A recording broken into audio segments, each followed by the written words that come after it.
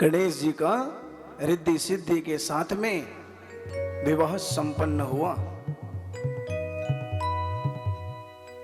और कहते हैं जब गणेश जी का रिद्धि सिद्धि के साथ विवाह हुआ ना, इनके दो पुत्र हुए,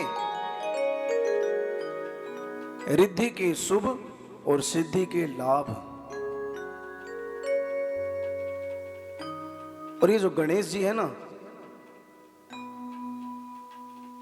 विघ्न हरता है। हम कोई भी कार्य करते हैं उसमें विघ्न ना आए, इसलिए सर्वप्रथम हम गणेश जी का ध्यान करते हैं। और गणेश जी को गणाध्यक्ष भी कहा गया है। 3 प्रकार के गण होते हैं, देवगण, मनुष्यगण और राक्षस गण। ध्यान से सुनना आप लोग, 3 प्रकार के गण होते हैं और तीनों ही गण गणेश जी की वंदना करते हैं। इसलिए गणेश जी को गणाध्यक्ष भी कहा गया है और सर्वप्रथम पूजित हैं। हम कोई भी शुभ कार्य करते हैं तो सबसे पहले गणेश जी का ध्यान करके फिर उस कार्य को प्रारंभ करते हैं। और कहा जाता है जो गणेश जी का सुंदर स्वरूप है ना, वक्रतुंड महाकाय सूर्यकोटि समप्रभा निर्विघ्नं कुरु मे देवा सर्वकार्येषु सर्वदा।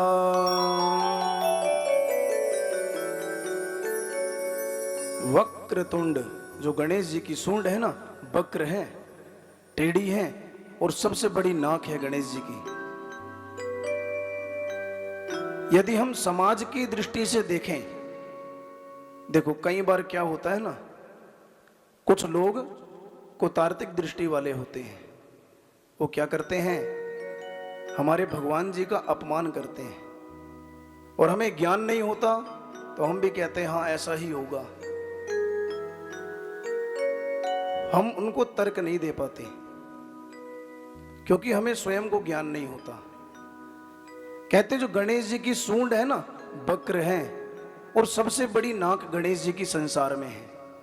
और कहा भी जाता है कि संसार में सबसे ऊंची नाक होनी चाहिए और गणेश जी से बड़ी नाक किसी की नहीं है। महाकाय, बहुत बड़ा शरीर है गणेश जी का, बहुत बड़ा पेट है। और गणेश जी का पेट जो है ना, हमें यह शिक्षा देता है कि संसार की सुन करके हजम करने की शक्ति हमारे अंदर हो। ऐसा नहीं कि इधर से सुनी और उधर लगा दी, उसे चुगलखोरी कहते हैं।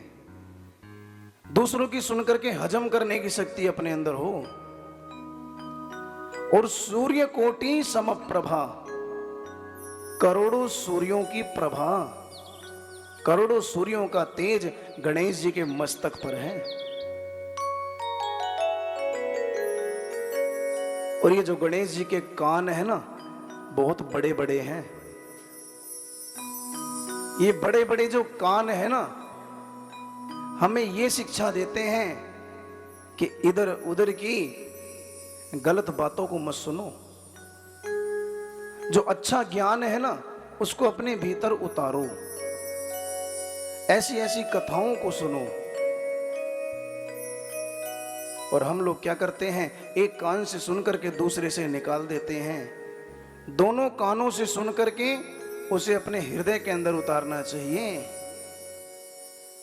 और जो गणेश जी की आंखें हैं ना, बहुत छोटी छोटी हैं और अंदर को है। वो हमें ये शिक्षा देती हैं कि दूसरे की तरफ देखने से पहले अपने अंदर देख लो।